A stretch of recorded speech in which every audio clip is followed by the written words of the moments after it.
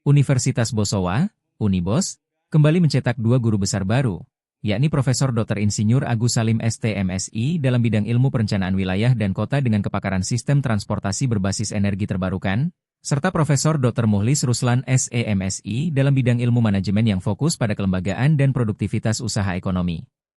Keduanya dikukuhkan di Balai Sidang 45 Kampus Unibos, Makassar, disaksikan Rektor Profesor Batara Surya dan jajaran pimpinan Yayasan Aksa Mahmud. Dalam orasi pengukuhan, Profesor Agus Salim membahas smart transportasi, smart lingkungan, dan keberlanjutan lingkungan perkotaan, menawarkan solusi inovatif untuk mengurangi emisi karbon di perkotaan melalui integrasi transportasi cerdas.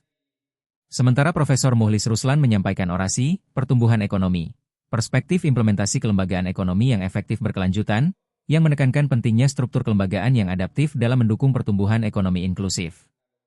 Rektor Unibos, Profesor Batara Surya, menilai penambahan dua profesor ini memperkuat kapasitas riset dan pendidikan tinggi di Sulawesi Selatan.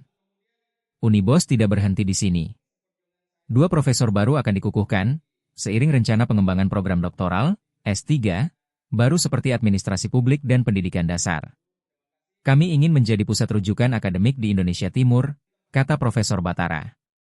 Dengan penambahan prodi S2 Sosiologi dan ekspansi S3, Unibos optimistis mampu menjawab kebutuhan riset multidisiplin di era modernisasi pendidikan.